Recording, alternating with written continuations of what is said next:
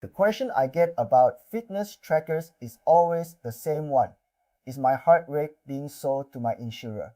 In most markets, the answer is no, and I have watched that answer end the conversation, which is a shame because the person asking usually has something much worse switched on and has never once looked at it. The worst thing is that their running app published this morning's route, and the route starts at their front door. No inference, no broker, no data market. A default setting doing precisely what it says on the label to an audience of strangers since the day the app was installed. So I want to take the insurer fear apart first, honestly, and then spend the rest of this on the parts that are quieter and a lot more concrete. Why I have any standing here. I run mobile data lines for a living. SIM cards sitting in modems, rented out by the month, and a decent share of the people renting them are collecting data at scale with them. That is the disclosure. I am in the plumbing rather than watching from the pavement. It also means I see what data costs to move and roughly what it fetches. The lesson from several years of that is fairly consistent. The expensive material is dull, and the damaging material is usually free and sitting in a default nobody touched. Is the student the insurer thing. In most markets, an insurer cannot ring up a fitness app and buy your resting heart rate in order to price your policy. Not because everybody involved is a saint, because underwriting is regulated, and the inputs to a price have to survive somebody looking at them later. What does exist is the voluntary version. You connect the tracker yourself, hit some target, and get points or a discount or a lower premium out of it. That is a real product, it is disclosed, and you opted into it with your eyes open. I will say the unpopular part, a discount for good numbers is a surcharge on everybody who cannot produce good numbers, and the people who cannot are disproportionately the ones who are already unwell or already working two jobs. It gets sold as a reward, and what it does is sort people. I would not join one. But that is an argument about insurance. It is not a leak. Nobody took anything. The actual leaks are elsewhere, and they are much duller than the story people are carrying around. But the default that publishes where you live. Most activity apps are social products underneath. There is a feed, there are followers, there is a little applause button, and workouts post to that feed automatically unless you go and change it. A route map is a picture of a place you were, carrying a start point, an end point, a date, and a duration. The running is the least informative thing on it. I saw with bonds certain if these events think in Ponkazam, in the Takanahan 17. When published your address, that is the single highest consequence item in this entire subject, and it is a toggle. The cycle commute does the same job with more detail because it draws a line between where you sleep and where you work, and the timing turns the map into a schedule. Somebody who runs at 6:15 most weekday mornings has told anyone watching when the house is empty and roughly for how long. Most apps have a privacy zone feature that hides a radius around an address you choose. Use it, then understand its weakness, which is that the zone is centered on the thing it exists to hide. A stranger looking at 40 runs that all get clipped at the same circle has been handed the center of that circle. So make the zone wider than feels necessary, and if you want the thing to genuinely work, walk a few streets before you press start. The other social surface is the leaderboard. Segment rankings, club challenges, local standings, those put your name in front of people who never followed you, sorted by how fast you are in a named place, week after week. Then go and look at who your followers actually are. On a lot of these platforms, a follow needs no approval at all.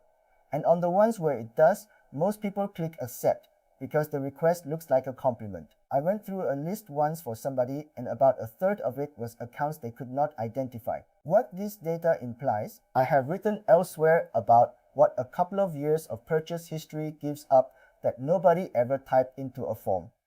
The mechanism here is the same one, and I am not going to rebuild it. What changes is the subject matter. A tracker produces something that looks like fitness data and reads as medical data. A resting heart rate that drifts upward across 4 months is a signal about something. A sleep record that goes from consolidated to broken and stays broken is a signal about something. 6 years of daily activity that stops on a Tuesday and never resumes is an extremely loud signal about something. I am not a doctor, and I am not going to tell you what any of those mean. That is the point rather than a dodge. They do not have to mean anything specific in order to be used. A model does not need to be correct about your health to sort you by it. And the wrong inference is worse than the right one, because you never see it and there is nothing to correct. The other thing that makes this stream unusual is how often it arrives. A doctor sees you twice a year if you are diligent. The watch takes a reading every few minutes for a decade, through every night, including the weeks when nothing is wrong. That continuity is exactly what makes a change visible, and continuity is not something the health system has about most people. The protections do not follow the fact. This is the gap that surprises people most, and it is the reason the insurer question gets asked in the first place. The same number in two different places gets two different levels of protection, and what decides it is who is holding it, not what it happens to be about. A resting heart rate recorded at a clinic sits inside health-specific rules in most countries. Confidentiality obligations, limits on disclosure, a professional who can lose a license over it. The same figure produced by a sensor on your wrist and stored by a consumer app company is generally just data that a company has. No medical duty attaches because no medical relationship exists. In places with a general privacy law, you do get something. Health data is usually treated as a special category with extra conditions on processing it. That is real, and it is a data protection right, which is a different animal from medical confidentiality and a good deal easier to satisfy with a consent screen. People assume the sensitivity of a fact carries its protection along with it. It does not. The protection is attached to the setting the fact was created in. The wellness program at work. The employer buys the devices or pays for the subscriptions. There is a step challenge with the price, and the pitch is that the company only ever receives aggregates. That pitch is usually true, and it is usually not sufficient. An aggregate over a team of 6 is not anonymous. If the team average moves and 5 of those people know their own number, the 6th person's number is arithmetic. Participation is data all by itself. Who signed up, who never did, who was in it until March, and then quietly went silent. None of that requires a single step count to change hands. There's also a company in the middle that nobody mentions. The challenge usually runs on a platform the employer bought from somewhere, and the promise about aggregates binds the employer. The vendor is holding the raw stream under its own contract, and that contract is not the one anybody read out at the launch meeting. And when a premium contribution or a bonus is attached to taking part, voluntary stops meaning very much.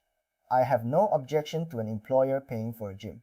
I object to an employer paying for a stream of physiological data and filing it under benefits. If you are going to join, make a separate account for it, put nothing on that account you would not pin to a notice board by the lift, and leave sleep tracking of it entirely. Winterheim next year. Fitness companies get bought. Hardware companies get bought. Platforms shut down, and their assets get sold off in pieces. The policy you agreed to almost certainly contains a line saying your data may be transferred in the event of a merger, an acquisition, or a sale of assets. Everybody has agreed to that clause. Nobody has read it. So the honest way to think about a sign-up is that you are not agreeing to this company's privacy policy. You are agreeing to whoever ends up owning the database, arriving with whatever business model they arrive with. Panic is the wrong response, and the timing is the whole point. The care belongs at the start, because later you are trying to make a clean decision about 9 years of continuous data, and the sunk cost wins that argument every single time. The part I got wrong. For years I treated this as a hardware question. Which brand, whose security page was less embarrassing? Whether the company had a history worth worrying about. I picked a device that way and felt like I had done the work. The device is close to irrelevant. The sensor is the least interesting component in the whole arrangement. Everything with consequences attached happens in the account, in the sharing defaults, and in whatever else that account got connected to. The connections are the bit I genuinely missed. I had linked my fitness account to other apps years earlier for convenience and could not have named them if you had asked me. Log in with, sync to, share with. Every one of those is a copy of the data walking out under a policy I never read. I had been comparing wrist straps while leaving a door open behind me. What I actually do. Find the default activity visibility and set it to yourself. Then go and check the history separately, because on several platforms, changing the default does nothing at all to what is already published. That second step is the one everybody skips, and it is where the address is actually sitting. Set a privacy zone at home and at anywhere else you sleep regularly, and make it wide. Open the connected apps list, or authorized apps, or whatever that screen is called, and revoke everything you are not currently using. Most people find somewhere between 2 and 6 things in there. Look for the third-party sharing switches. They usually sit apart from the visibility settings and get labeled as research, partners, or personalization. Think twice before signing up with a social login, because that join is permanent in practice. And make one deliberate decision about sleep. Of everything a tracker collects, the sleep record implies the most, and gets acted on by the fewest people. Mine is off. That is a preference and I will defend it, but it is a preference and not a rule. None of this stops the company you signed up with from holding what it holds. It narrows the audience down to that one company, which is a far smaller number than the audience most people are publishing to right now without knowing it. And if you only do one thing off this list, do the math. The inference problem is a slow argument about the next 10 years. A route that starts at your front door is a fact about tonight. Our privacy tools tested honestly at theprivacywire.com. Subscribe for privacy advice that is actually